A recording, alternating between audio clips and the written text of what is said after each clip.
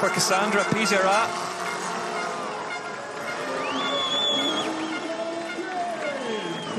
Second place by 0.8 of a second, so really grew into that run. Interesting to see if we're going to see a bit more of that today. Here comes Matilda Melton next. 5 to go after Melton from the USA, now riding for that Commensal Schwalbe by Les Ors. Set up Cedric and Cecilia Ravenel. We rejoin the run live. 8 seconds faster at the first, but 9.3 now faster than Indy Diavo. Matilda Melton is absolutely on a tear here in Loudenvielle, Périgueux. Melton, just a couple of corners left between her and what will surely be a hot seat run. Crosses the line straight into it by 10.1 seconds. She was 4th last time out in Bielsko-Biała, but that run will take some beating for Melton. Next up, the highly rated Lena Frener. Norco Racing Division got a podium last time out, Frener, at her first UCI World Cup.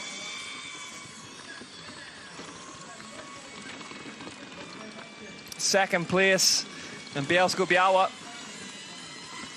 for the young Austrian. Austria quietly on the move in both endurance and gravity formats. What the clock's going to say here for Frener. She's faster again, 1.4 faster at the 4th split. So is Lena Frener now going to go into the hot seat? Time starting to tumble in Loudenvielle, Périgueux already.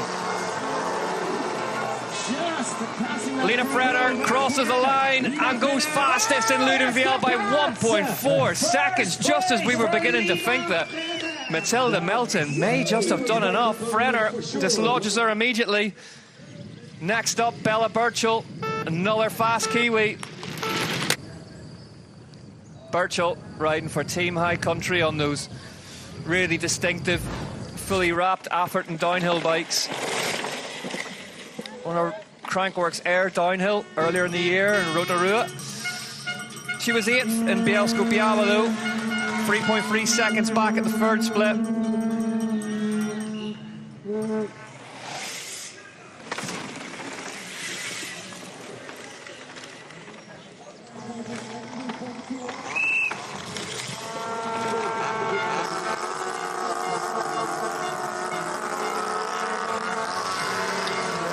Here comes Bella Burchil down towards the finish arena. 2.5 back now on that fastest hot seat time. Lena Frener controlling things. Aletha Ostgaard for Canyon Collective. Just bangs down a couple of gears straight away out of the star hut.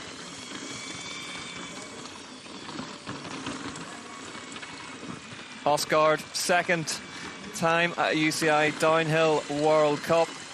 Got 7th last time out in Bielsko-Biała, not what she was looking for, but junior women did race in some extremely difficult conditions, as everyone did a couple of weekends ago. But will be soaking up all the experience from the likes of Troy Brosnan, Lucas Shaw. Ostgaard goes huge off that fly-off jump. Is a corner that Asa Vermette crashed in last season. 2.1 faster currently at the 2nd split for Aletha Ostgaard.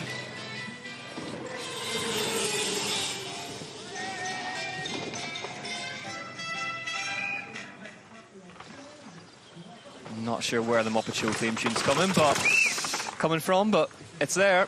Rosa Zierl's up next, followed by the fastest rider from yesterday's qualifying session, Liana Huselbosch. Oh, and Ostgaard slides out. That was her. She knew it was going wrong. Aletha Ostgaard slides out the leaderless race, but she didn't lose too much time in getting right back up again. There's her team manager, Gabe Fox, looking on at the bottom. What's it going to say at the 3rd split? Let's just watch this again. So gets through that steep section. This section was causing lots of problems in Q2 in the elites yesterday, and here we are.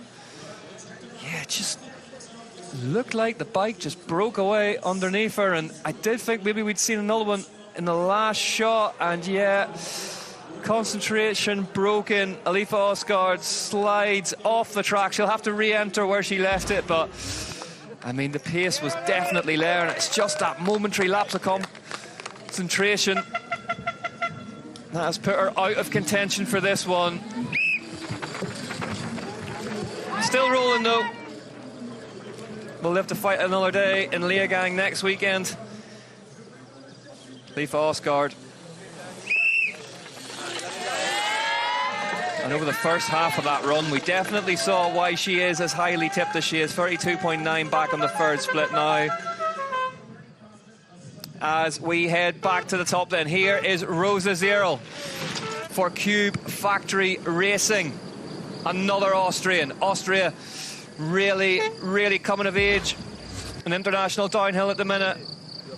A sleeping giant for so many years. Won the Austrian downhill champs earlier this year, was 5th at the opening UCI Downhill World Cup, Rosa Zierl, and that time she was one of the first down, if I remember rightly, and it stood a long time that time of Rosa Zierl. Here's the top 5 as they stand: Frener, Melton, Burchil, Diavo, Pizarat. 12.4 seconds covering the top 5. 1.2 back though for Zierl so far. The top section hasn't gone her way, but we know from some of the earlier times that it is entirely possible to bring back huge chunks of time further down this course.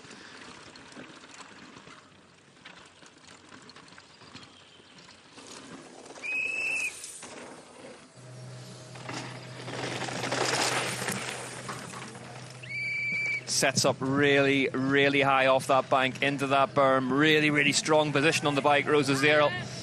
Let's have a look at the second split. 2.2 back, so she's lost another second. Just stretches her hands out.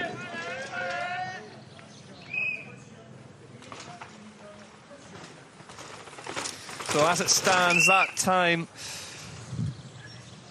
of Frener's is almost identical to the time of Eliana Huselbosch in qualifying yesterday, so she will have to lift her again, the Santa Cruz Syndicate rider.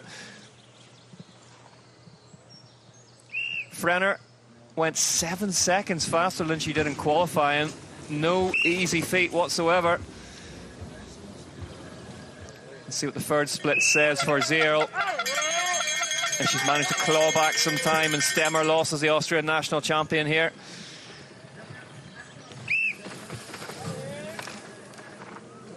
See Aletha Ostgaard just leaving the bottom of the course now. Straight into the arms of her mechanic. Disappointed with herself after lap 1. 1.7 back here. So Zierl has made inroads into that time of her compatriot Frener. Big race for them next weekend, of course, in Leogang. Big race for everyone. One of those ones that matters a little bit more, Leogang.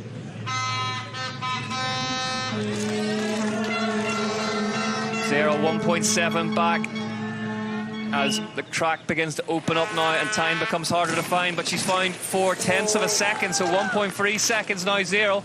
So this would be fast enough for second place currently. Rosa Zierl off the Redbull drop, heads down through the chute.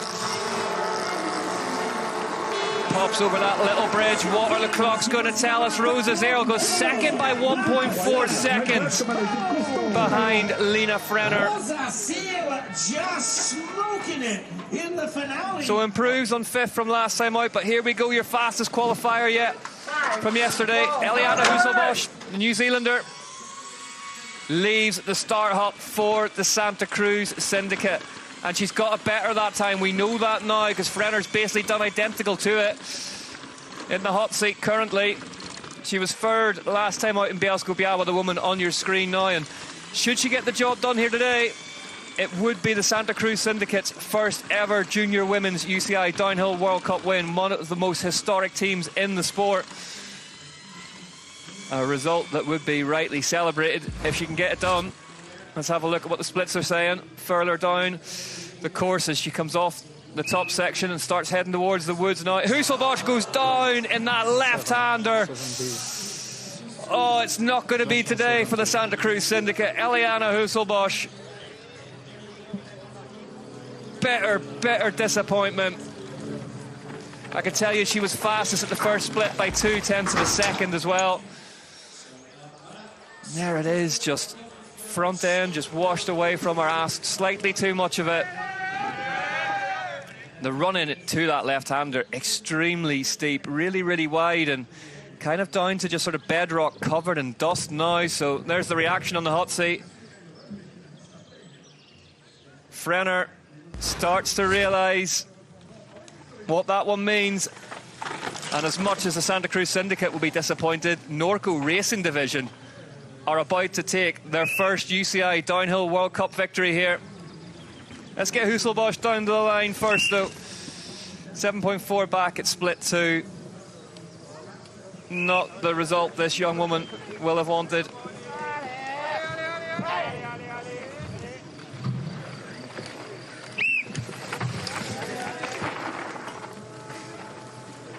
Huselbosch was quickest through that first split, so plenty more in the tank for the young Kiwi who erupted onto the scene last season and immediately announced herself as one of the big talents of the future of the sport. Huselbosch. The good news is she won't have long to wait before she gets another crack at it in Leogang next weekend. And she knows that the speed's in there. 9.5 back.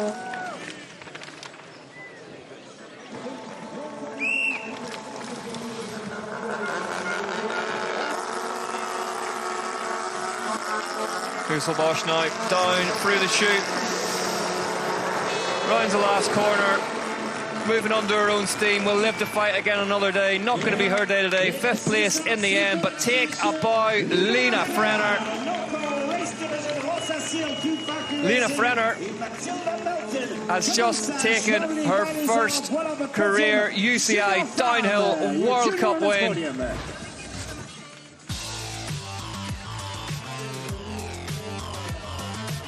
Joined Norco Racing Division this off-season. The Austrian has just given the team, captained by Greg Minar, 2 years into their existence and finally a win on that Norco prototype. And I mentioned that if Huselbosch had won for the Syndicate, it would have been well celebrated. This one will, without shadow of a doubt, be well celebrated. Big investment from Norco and everyone involved in that team, and it's paid off here. You see Santa Cruz Syndicate Steve Pete just exiting the team manager's area to come and chat to Eliana, no doubt. Frener then wins the second round of the UCI Downhill World Cup 2025. Rosa Zierl second, Matilda Melton third. Then it was Burchil and Huselbosch in the top 5. But we can go down now to Lena Frener, who is a UCI Downhill World Cup winner. Let's hear from her now. Lena, congratulations. What a result, going from second to first compared to last week. Tell us about it. Oh, it's just an incredible feeling. I don't know what to say right now. So you made up 7 seconds compared to qualifying, so tell us about that. How did you do that? I just get down and have fun on my bike and, yeah, rode down. Did you make any changes, so any bike changes or anything like that compared to yesterday? No, only some lines. That's good. Did you practice them in qualifying? Yes. Yeah. Congratulations, well done. Thank you. Well, a woman, a few words. Well, that's her racing, do the talking, rightly so. You can see the Norco team out of my window here in the commentary booth. Celebrating that one. Frener, from the country that brought us Valentina Hull. Are we about to see a new name emerge and plaster itself all over this sport.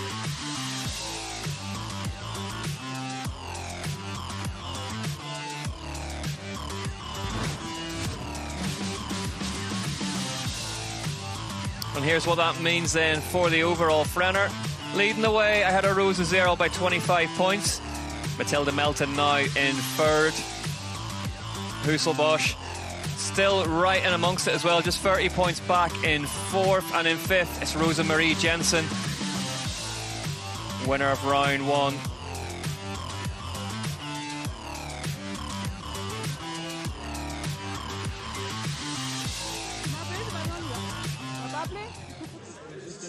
There they are.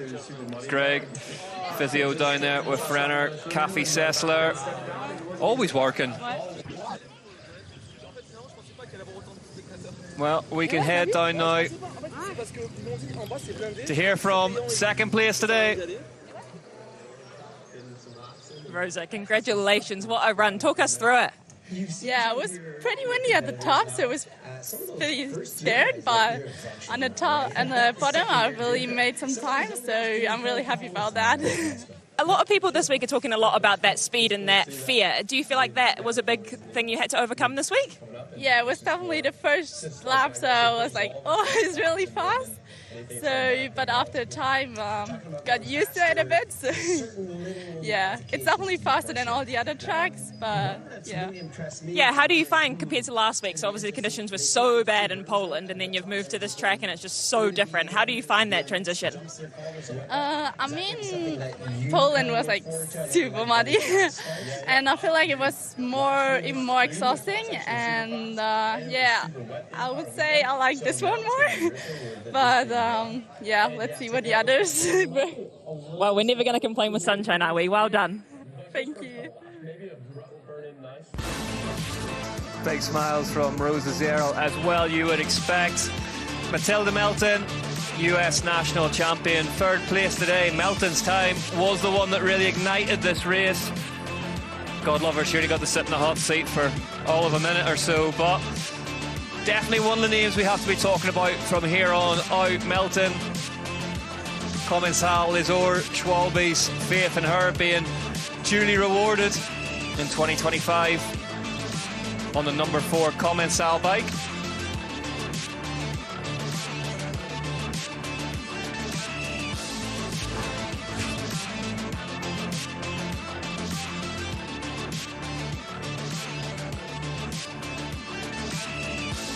Here's how the schedule looks then for the rest of the afternoon. One down, 3 to go.